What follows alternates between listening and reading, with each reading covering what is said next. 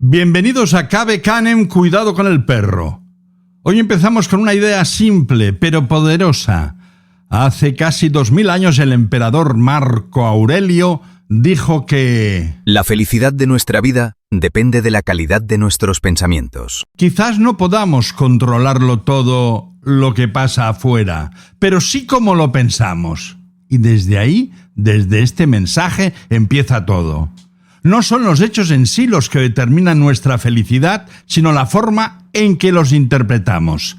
Para Marco Aurelio, la mente es el verdadero centro de la vida. Lo que pensamos una y otra vez termina moldeando cómo nos sentimos, cómo actuamos y cómo vivimos. En pocas palabras, la felicidad no depende tanto de lo que te pasa, sino de lo que tú dices sobre lo que te pasa. Marco Aurelio fue un emperador romano del siglo II y uno de los principales representantes del estoicismo. El estoicismo es una filosofía que enseña a vivir con calma y claridad. El emperador y filósofo es conocido sobre todo por su obra Meditaciones, un conjunto de reflexiones personales donde escribió sobre el control de los pensamientos, la ética y la búsqueda de la tranquilidad interior. La felicidad de nuestra vida depende de la calidad de nuestros pensamientos. No podíamos empezar mejor. ¡Que seas feliz! Cave Canem, Cave Canem, Cave Canem, el podcast de Roma que vale un imperio con Charlie y Diego. Cave Canem, Cave Canem, Cave Canem, el podcast de Roma que vale un imperio con Charlie y Diego. Cave Canem, Cave Canem, Cave Canem. Las noticias de Patricia Violán son noticias, son romanas y nos las trae Patricia Violán, blanco y en botella. Descubierto un circo romano en Iruña Velella que albergaba carreras de cuadrigas. En el yacimiento romano de Iruña Velella, Álava, arqueólogos han confirmado la existencia de un circo romano, un gran recinto destinado a las populares carreras de cuadrigas, que habría podido acoger hasta 5.000 espectadores. El yacimiento de Iruña Velella está a unos 10 kilómetros de Vitoria, la capital de Álava. El hallazgo que eleva la importancia de esta antigua ciudad en el norte de la península ibérica se basa en prospecciones con georradar, geomagnetismo y sondeos que han permitido identificar muros de gran tamaño bajo el terreno agrícola. Este tipo de instalaciones, donde carros tirados por caballos competían en un circuito alargado, era uno de los espectáculos más populares del mundo romano, como sabemos. Las instituciones vascas siguen negociando con los propietarios del terreno para poder excavar y conservar estos restos que ofrecen una nueva ventana para entender el ocio, la vida urbana y la romanización en la región. Es uno de nuestros dos profes favoritos. Toni Conejo, doctor en Historia del Arte por la Universidad de Barcelona. Hoy nos acerca al mundo romano de los acueductos. Toma ya. Toni Conejo y las curiosidades de Roma y no van broma. Toni Conejo, explicaciones que van de la plebe a los emperadores, pasando por las legiones. Gracias a Toni Conejo. Entre las obras de ingeniería de la antigua Roma sobresalen los acueductos. Más que simples canales para transportar agua de un lugar para otro, fueron también símbolo del poder, la organización y el conocimiento técnico del Imperio Romano. Gracias a ellos, las ciudades y sus habitantes podían contar con agua potable que fluía constantemente en las fuentes públicas, termas y viviendas, aunque no en todas, claro, saneaba los sistemas de alcantarillado y contribuía a mejorar la salud y la calidad de vida de los romanos.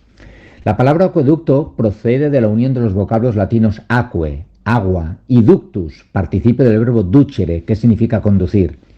Sí, un acueducto es literalmente una conducción de agua. Su funcionamiento se basaba en aprovechar la gravedad.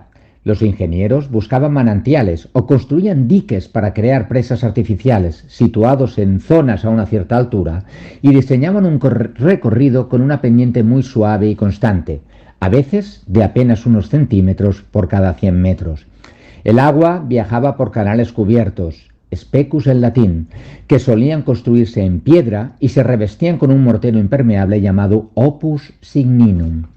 Cuando el terreno lo exigía, levantaban impresionantes puentes a base de arcos con el fin de mantener la altura del canal, o bien excavaban túneles a través de montañas o incluso en las ciudades. llamados cuniculi. En Tarragona, por ejemplo, se conserva uno, al cual solo se puede acceder haciendo espeleología. Asimismo, en los valles profundos se utilizaban sifones invertidos con tuberías de plomo o cerámica. La construcción requería una planificación minuciosa. Los agrimensores utilizaban instrumentos como la groma y el coróbates para medir ángulos y niveles con gran precisión. Además, el mantenimiento era constante. Existían registros y pozos de inspección para limpiar sedimentos y reparar daños. Además de habilidad técnica, todo ello demuestra la existencia de una administración organizada, capaz de sostener estas infraestructuras durante siglos. De ello nos habla Frontino en su célebre De Aqueductu Urbis Romae, un informe oficial escrito para el emperador Nerva a finales del siglo I después de Cristo, para determinar el estado de los acueductos y el suministro de agua en Roma. Por suerte, se conservan algunos que incluso podemos visitar. En España, el más célebre es el de Segovia, construido entre finales del siglo I y principios del II de nuestra era. Consta de más de 160 arcos de granito ensamblados sin mortero. Pero no nos olvidemos del de Tárraco, el llamado Pont del Diablo de los Ferreres. Otro día explicaremos el porqué del nombre, con una longitud de 217 metros que puede recorrer de punta a punta a través de su especus a 27 metros de altura. En Francia destaca el Pont d'Igard, un espectacular puente acueducto de 3 niveles que formaba parte del sistema que abastecía a la ciudad romana de Namesus, actual Nimes. Su perfecta conservación permite comprender la magnitud de estas obras. En las afueras de Roma, no os perdáis el maravilloso Parco degli Acquedotti, donde se alzan las imponentes ruinas de varios acueductos, como el Aqua Claudia y el Aqua Félix, que crean un paisaje monumental al aire libre sin igual. Estos monumentos no solo nos hablan de piedra y agua, sino de una civilización que entendió la infraestructura como base del bienestar colectivo. Visitar un acueducto romano hoy es contemplar una lección viva de ingeniería que, más de 2000 años después, sigue asombrando por su solidez, belleza y eficacia. Periodista, formador y escritor, Miguel Ángel Violán nos trae cada capítulo de Cave Canem su locución latina y la enumera Ferran Badía. Historia est magistra vitae.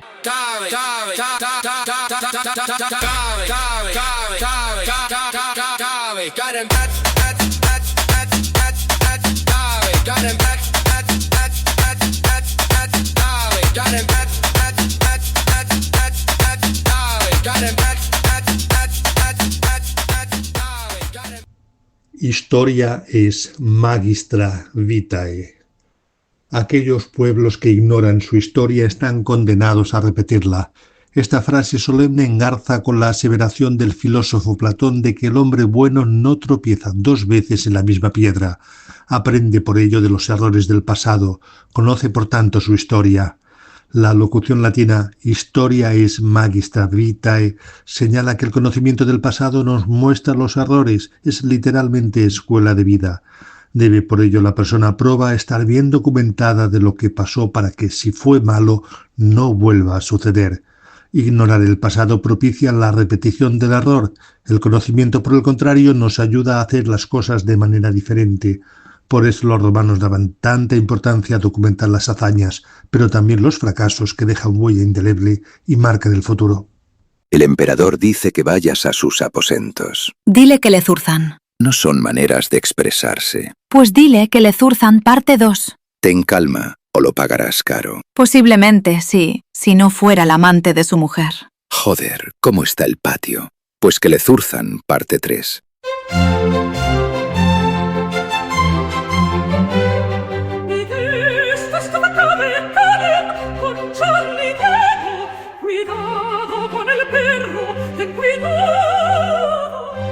Eso sí, es un perro romano. Cuidado con la mano. Cave Canem, el podcast que vale un imperio.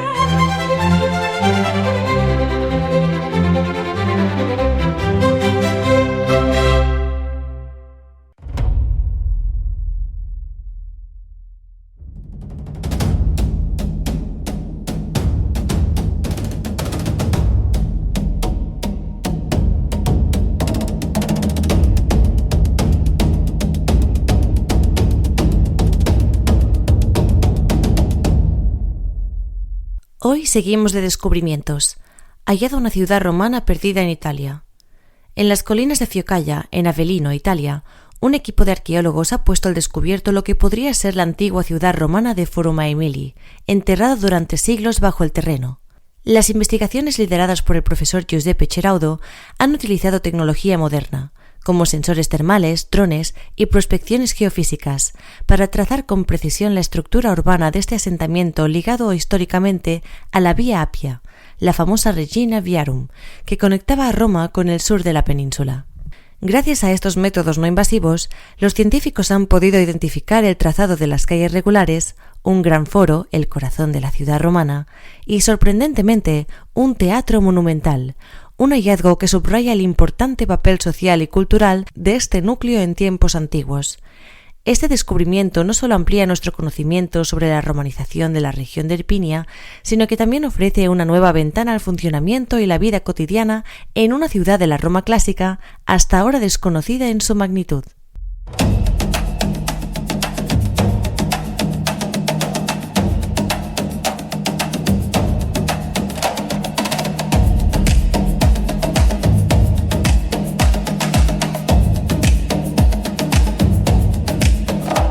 Y yo os digo que los romanos tienen el podcast Cabe Canem de Charlie Diego y los griegos no, que el perro no nos muerda el trasero. Si nosotros tenemos al perro Gladius, que preside el podcast, ella tiene una mastina importante. Hola, Ana Doblado. Hola, buenas, ¿qué pasa? Aquí Ana, guía de la mastina mía, mastina ganadera de trabajo, y yo soy Ana de Burradas Históricas. Ana Doblado es filóloga hispánica. Yo si digo algo que no es, tú me rectificas y yo no te hago ni caso. Es filóloga hispánica por la Universidad de Sevilla. Se maneja bien con el latín, con el griego, el catalán, el euskera, el gallego, el italiano, el inglés y alguno más. Esta es una mujer más singular que plural, aunque también es plural. Ella dice que lamento haber faltado al colegio el día de la lección de castrar grillos, por lo que ruego no cuenten conmigo para realizar dicha tarea. Haces bien en decirlo, Ana, porque yo te hubiera preguntado justamente por la castración de los grillos en la antigua Roma en la primera pregunta. ¿Qué tienes? No, ¿Tienes el mastín? ¿Tienes la mastina por ahí o qué? Sí, no la oye, está aquí. Claro, por eso digo, oye, esto no es Claudius, que yo lo conozco, como ladra, pero la mastina veo que está a tu lado, que te hace compañía en las entrevistas. ¿Eso qué es? Por si yo me paso con la pregunta. No, porque ella en verdad es María Chismosa, ella tiene que estar siempre en todos los lados. Ya. El perro que nunca falta lo de su amo, pues esta es mi mastina. Muy bien. Eso sí, está echada y protesta echada. Defiende echada y que no se levante, porque cuando ladra, de verdad va un poquillo de miedo, porque a la perra las órdenes básicas se las hemos enseñado en latín y en griego clásico. Madre de Dios, oye, pero eres un crack tú, Ana, eres un crack. Hablar Seguramente con tu mastina... nunca hayas escuchado algo por el estilo. No, pero ¿qué le dices? A ver, dime algunas cosas que le dices a tu mastina. Por ejemplo, utilizo las mismas órdenes que se le daban a los canis pugnax, a los perros de guerra. ¡Amba! Como sedentis,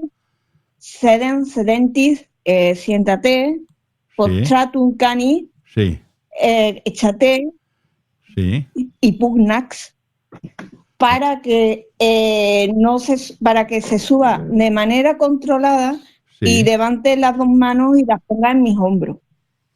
Es una perra de bastante tamaño. ¿Y en griego qué le dices?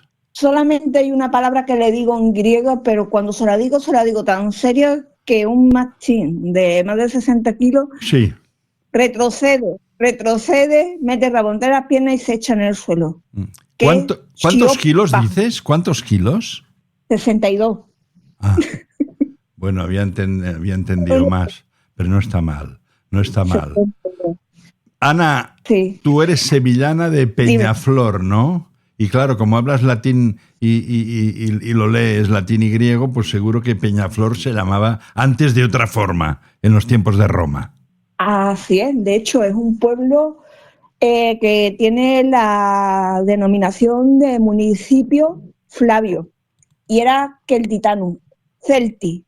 En nuestro latín es Celti. ¿Y qué significa? Viene porque era un asentamiento prerromano, un turdetano, donde había también, curiosamente, ¿cómo se podría decir para que nos entendieran los oyentes? ¿Cómo?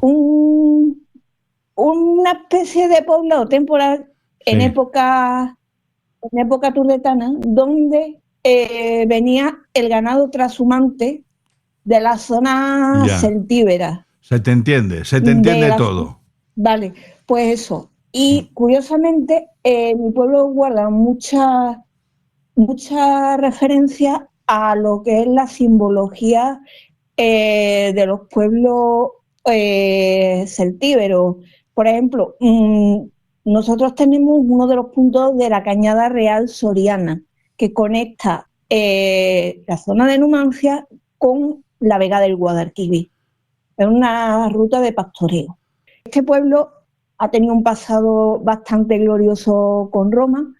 Sí, pues resulta que la mayor cantidad de alfares que se mandaban a Roma, de las piezas de alfarería donde se transportaba el óleo y el vino, se fabricaba en esta zona donde yo vivo. De hecho, un trayecto de 40 kilómetros tenemos 35 alfares romanos documentados. Vaya. Y la primera almazara de época romana, aquí también, en mi municipio. Tú tienes golpes escondidos. A ti te gusta y escribes sobre la música metal, ¿no?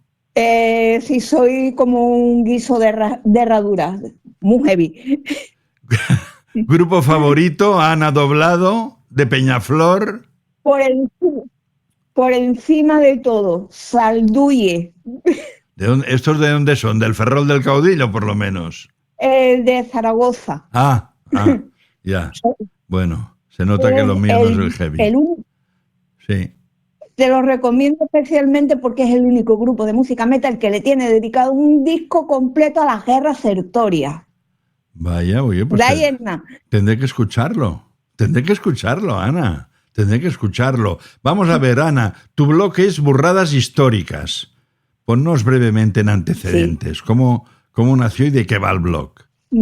Ahora mismo está el blog en stand-by porque ando en otros menesteres que me están absorbiendo bastante tiempo. Pero viene por la necesidad de que hay que salvar un abismo entre lo que es la agroganadería del siglo XXI y los conocimientos que se tiene del mundo agroganadero en la antigüedad, sobre todo Edad del Hierro y época romana.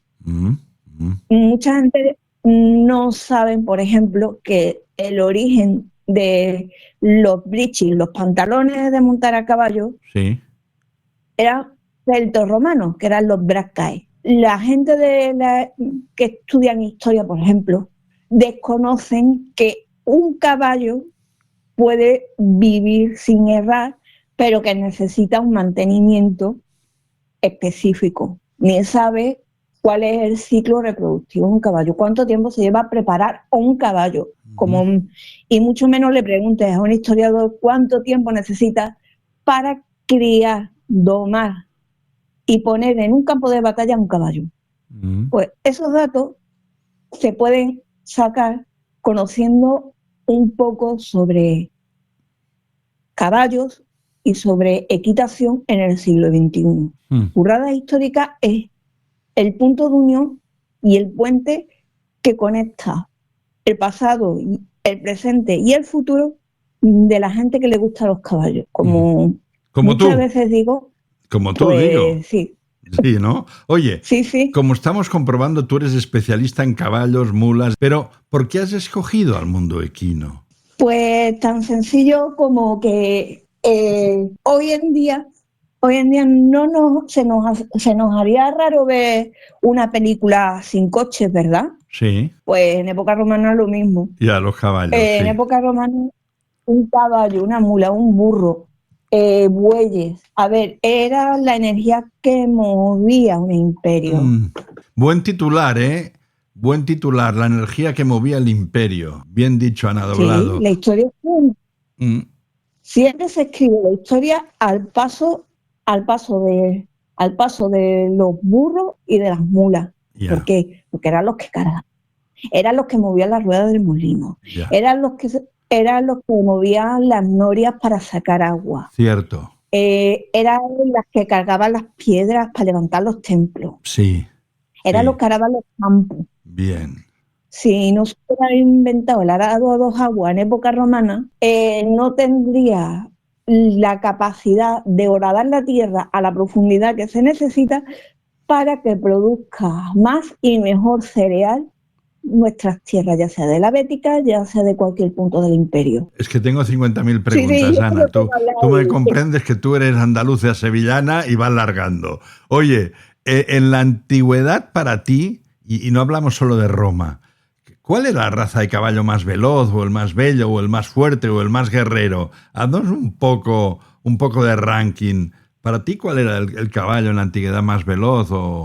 Mi top 5, sí. Ya no de caballos por raza, porque en la antigüedad, más que hablar de raza, se hablaba de lugares de procedencia de los caballos. Porque los caballos no tenían nombre de tal raza, sí, sino se le decía a sus orígenes. Para mí, el top 5 son en el número 5. Sí. Aunque más de uno me va a pegar, los caballos de Numidia, del norte de África. ¿De Numidia? Caballos con dominio natural. Sí, los númidas. Oye, esto, el Numidia salió ahí en Gladiator 2, ¿no? En la película, ¿o no? Claro, los númidas, los jinetes númidas, los famosos jinetes númidas que cabalgaban, sí, gobernando el caballo con un soguijo alrededor del pescuezo del caballo. Caramba. Sabes mucho, tú sabes. Para mí, tú sabes demasiado, Ana. No, hombre, no me digas eso, que me voy a sacar de la cuerda con una piedra. Oye, entonces, el top 5 y el top 4 y el top 3 y el top 2 y el top 1, ¿qué? Mira, en el top 4, sí, para sorpresa de nadie, sí, los caballos los caballos descendientes de los escitas, por excelencia de las guerras dacias, caballos fuertes, caballos de sangre templada que tenía un excelente manejo, pero no tenía el sofoco de los caballos númidas, que eran de sangre caliente. Sí. Bueno, es que los caballos se organizan en 5 tipos. Sangre caliente, caliente templada, templada fría y fría. Los que tienen más energía, los más potentes, los que tienen más empujes para la guerra son los de sangre caliente, pero también son los más complicados de gobernar. Los mejores para uso cotidiano, para carreras, sí, para manejo diario son los de sangre caliente templada. Un caballo demasiado tranquilucho, pues no, porque le falta esa chispa de salir corriendo. Oye, en el número 3. O sea, vale, eso te iba a decir, sí, que cómo estamos del top, que tengo más preguntas, dime. Sí, número 3. Sí. Para sorpresa de mucha gente, el caballo lusitano. Caballo seleccionado genéticamente, sí, durante 3.000 años, con la parte más corta, para la guerra. Raza unida a la mitología, porque eran fecundados por el dios Céfiro. En el top 2, el asturcón, caballo de guerra y caballo de carne. El caballo asturcón se comía. Y en el top 1...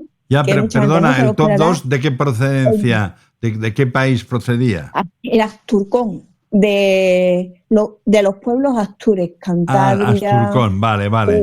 Vale, ahora me ha quedado claro. ¿Y el top 1? Una de las razas más antiguas que está datada, estudiada y constatada, que es el caballo marismeño, especialmente una variedad que se llama retuerto. Están en peligro de extinción. Hay menos de 1.500 ejemplares en el mundo y tienen una característica que se ha hecho muy valiosa, y gracias a esa genética y esa característica única, porque son los únicos caballos que no se marean en barco. Vaya. Los marismeños. Los marismeños, los retuertos, son los caballos que engañaron a los primeros colonos de América y fueron los que llevaron a América. Eran los únicos que podían aguantar una travesía en barco tan larga. Curioso, pero Porque Ana, esos caballos- tú me haces una clasificación. ¿Esos tops son de la antigüedad o son de ahora mismo? Esos serían de la antigüedad, datados y estudiados y que tienen pervivencia en el siglo XXI. Vale, ya me queda claro. ¿Vale? Ya me queda claro. Oye, otra cosa. Sí, sí. ¿Para qué utilizaban los romanos los caballos? Algunas cosas ya las sabemos, pero bueno, me gustaría escucharte. ¿Para qué utilizaban?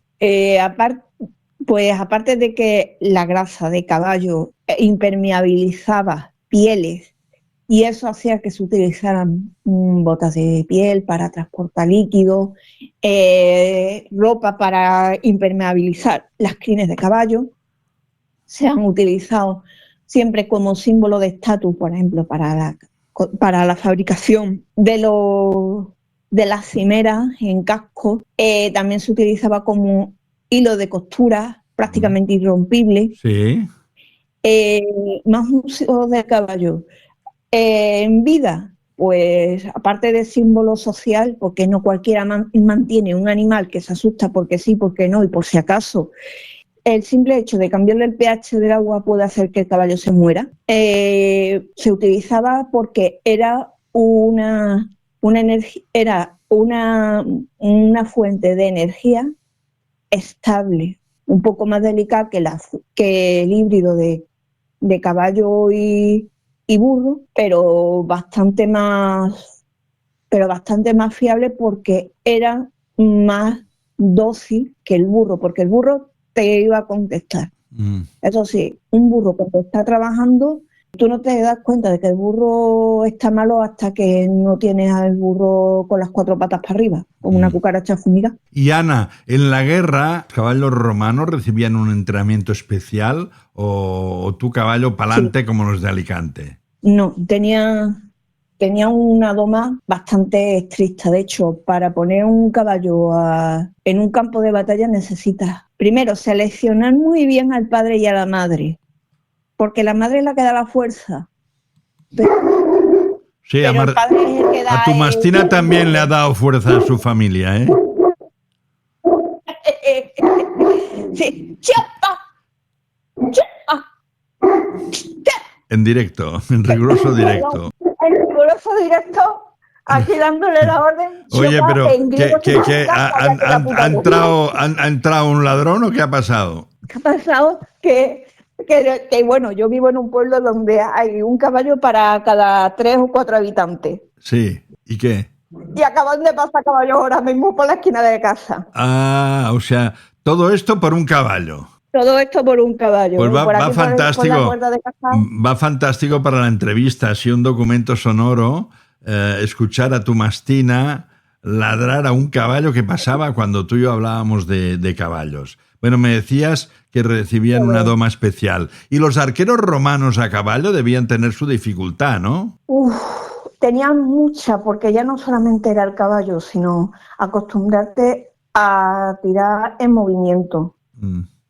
De hecho, los arqueros a caballo necesitaban 3 tipos de entrenamiento diferentes. Primero, tiro con arco.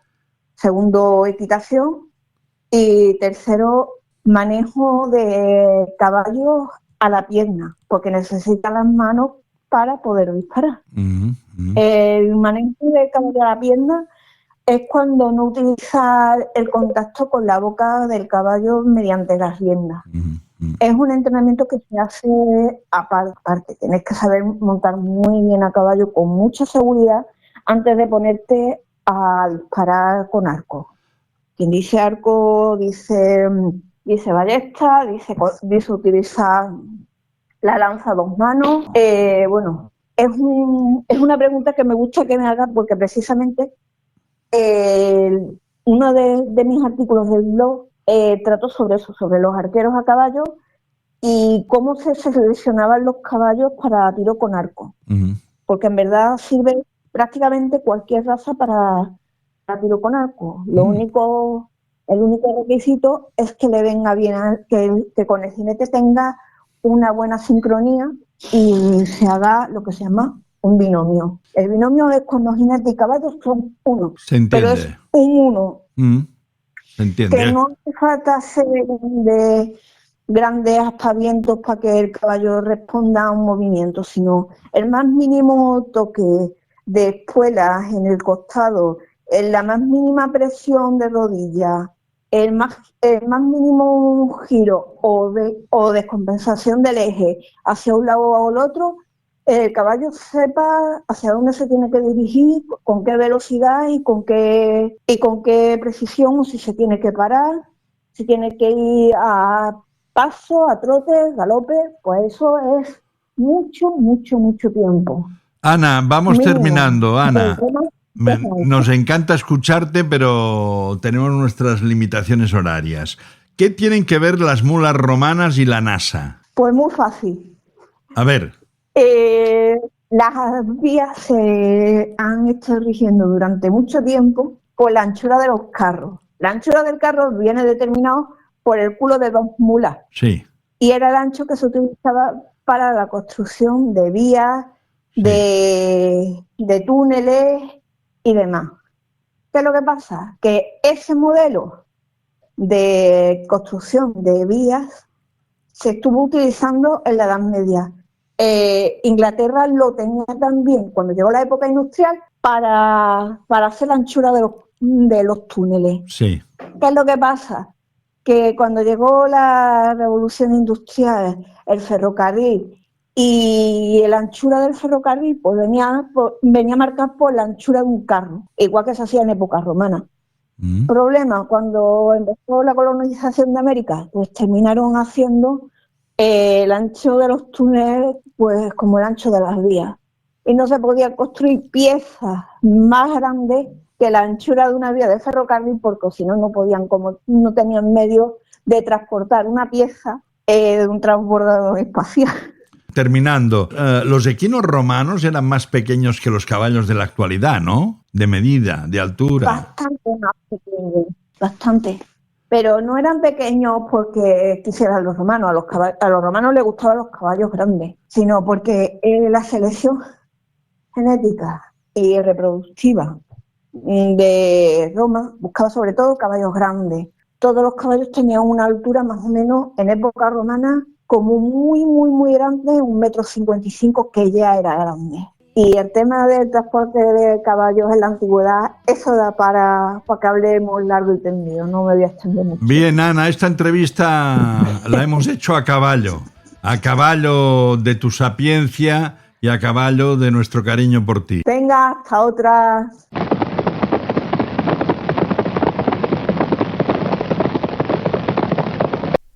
La joya oculta del Palatino, el despertar de la Casa de los Grifos.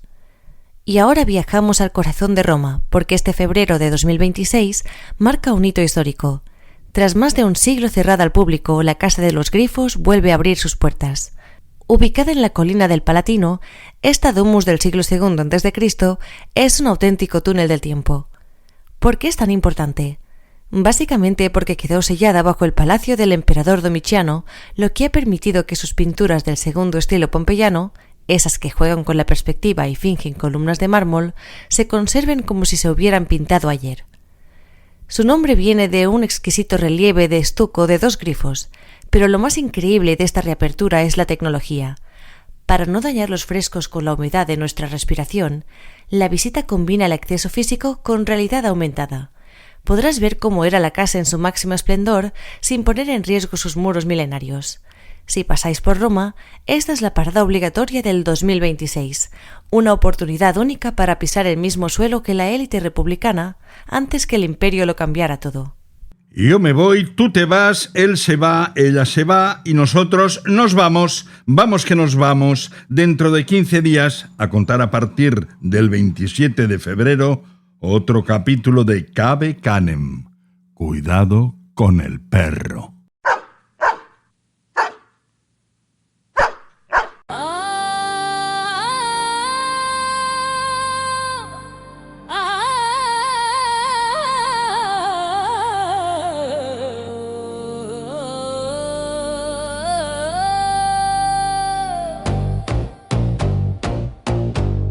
Este es el equipo de Cabe Canem. El profesor Tony Conejo, el profesor Miguel Ángel Violán, Patricia Violán, Ricardo Valezzi, el perro Gladius, el cuadro de actores y actrices de Cuidado con el perro y la gran orquesta y coros Cabe Canem, dirigida por Marcus Symphonius. Este es un podcast presentado y dirigido por Charlie Diego. El podcast que vale un imperio. ¡Wow!